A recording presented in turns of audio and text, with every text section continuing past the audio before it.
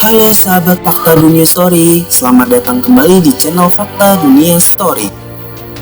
Channel ini membahas seputar sejarah dunia untuk dijadikan sumber media objek peristiwa dengan pengalaman penting manusia. Sebelum lanjut menyaksikan video ini, silakan klik tombol subscribe dan like agar channel ini dapat berkembang dan dapat memberikan informasi bermanfaat seputar sejarah lainnya.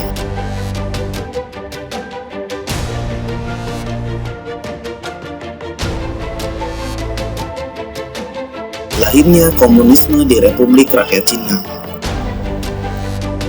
Revolusi panjang yang melahirkan kehidupan politik baru di Cina. Menurut James Townsend dalam bukunya berjudul Sistem Politik Cina yang diterbitkan tahun 1997 halaman 173, revolusi pada politik Cina dikategorikan menjadi 3 babak yang mengubah sejarah Cina di dunia. Revolusi terjadi dalam rentan waktu tahun 1911 sampai 1949 dengan perombakan sistem politik dan kekerasan. Revolusi pertama tahun 1911. Revolusi ini bertujuan menggantikan sistem kekaisaran yang telah berlangsung selama ribuan tahun dengan sistem pemerintahan republik. Revolusi kedua tahun 1928. Revolusi ini terjadi ketika Kuomintang atau Partai Nasionalis Tiongkok berhasil membentuk dan menguasai pemerintahan baru menggantikan pemerintahan Panglima Perang Warlord yang terpecah-pecah dalam masa permulaan pemerintah Republik Cina dengan sistem dominasi satu partai yang terorganisir dan terpusat. Revolusi ketiga tahun 1949. Revolusi ini menghasilkan berdirinya Republik Rakyat Cina di bawah kekuasaan Partai Komunis Cina.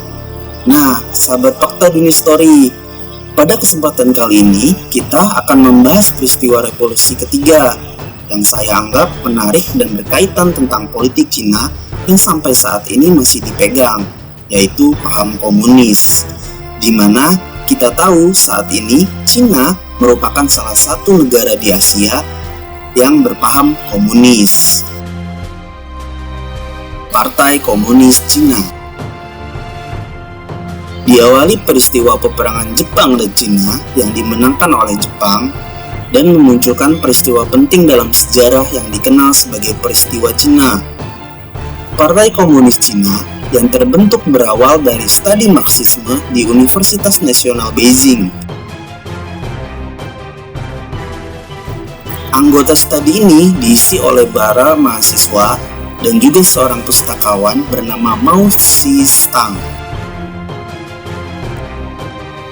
Kelompok studi ini merupakan awal sejarah berdirinya Partai Komunis Cina pada tahun 1 Juli 1921. Partai Nasionalis Tiongkok yaitu Kuomintang berkolaborasi membentuk Front Persatuan. Namun dalam front tersebut, Mao menolak berada di bawah Kuomintang dan menentang Kuomintang. Kuomintang merupakan perhimpunan partai-partai yang berpaham komunis secara internasional. Aliansi antara Partai Komunis Cina dan Kuomintang terjadi selama kurun waktu 1937 sampai 1945.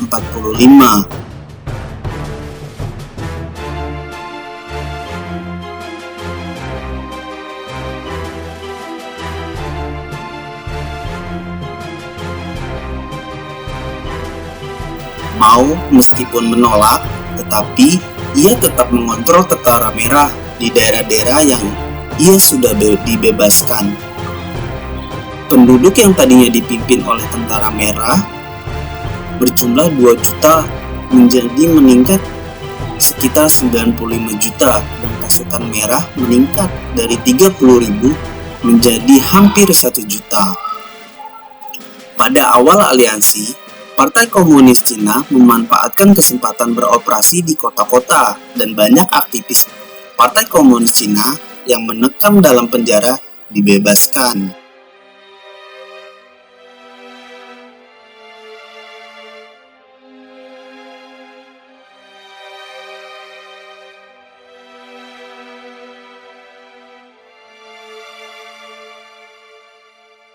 Setelah berakhirnya Perang Jepang dan Cina tahun 1949, pertikaian antara Kuomintang dan Partai Komunis Cina kembali memanas. Diawali peristiwa kekhawatiran pemerintah Cina yang kemudian meminta bantuan kepada Presiden Truman, dan akhirnya Amerika Serikat yang dipimpin oleh Presiden Truman mengirimkan Jenderal George Marshall sebagai perantara untuk sengketa pemerintahan nasionalis dan Partai Komunis Cina. Tetapi sepeninggalan Jenderal George Marshall, pertikaian tersebut kembali terjadi dengan skala yang meluas. Akhirnya, pada 1 Oktober 1949, Partai Komunis Cina berhasil menyingkirkan Kuomintang, Partai Nasionalis Tiongkok, dan memproklamasikan berdirinya Republik Rakyat Cina yang beribu kota di Beijing.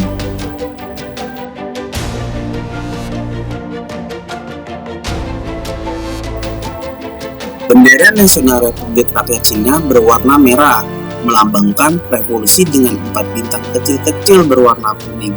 Di bagian pojok atas yang masing-masing melambangkan kelas buruh, kelas tani, kelas borjuis, kelas borjuis nasional, dan sebuah bintang besar berwarna kuning yang dilingkari 4 bintang kecil tersebut di atas. Itu melambangkan kepemimpinan Partai Komunis. Pemimpin tertinggi tentara Republik Rakyat Cina berada di tangan Zhu De, sedangkan jabatan Perdana Menteri merangkap menjadi Menteri Luar Negeri dipegang oleh Zhou Enlai. 14 Oktober, Kanton berhasil dikuasai Tentara Merah, sehingga pemerintah nasionalis terpaksa pindah ke Chongqing. Namun, pada tanggal 28 November 1949, Chongqing juga jatuh ke tangan Tentara Merah. Selanjutnya, Provinsi Yunnan dan Hainan berhasil dikuasai komunis, sehingga pemerintah nasionalis tidak memiliki wilayah lagi di Cina daratan. Pemerintahan Chiang Kai-shek melarikan diri ke Taipei yang terletak di Pulau Formosa, Taiwan. Pada tanggal 1 Maret 1950, Chiang memangku kembali jabatannya sebagai Presiden Republik Rakyat Cina.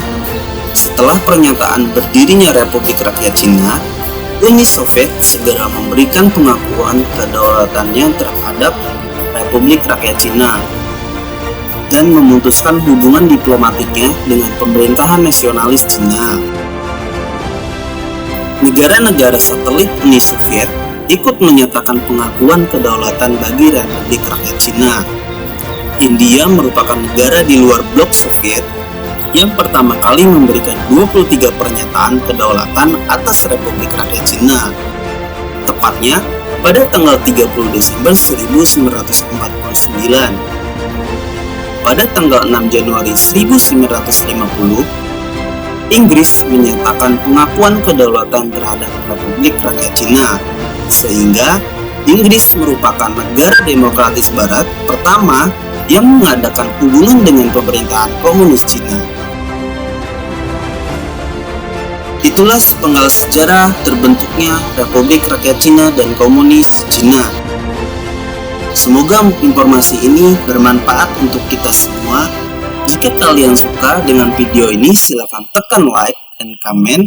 Dan jika kalian menganggap video ini bermanfaat, silakan bagikan video ini ke teman-teman terdekat Anda. Terima kasih telah menyaksikan video ini sampai selesai, dan sampai jumpa.